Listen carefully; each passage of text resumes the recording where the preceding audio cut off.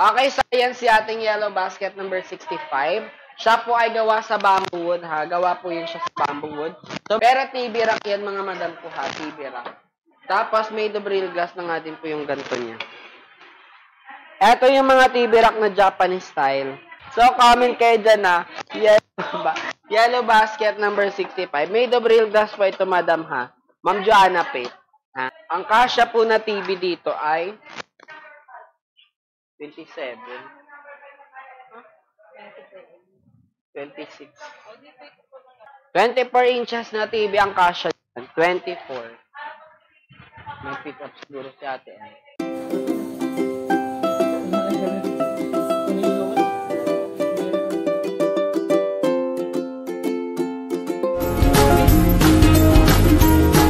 Smooth Edge.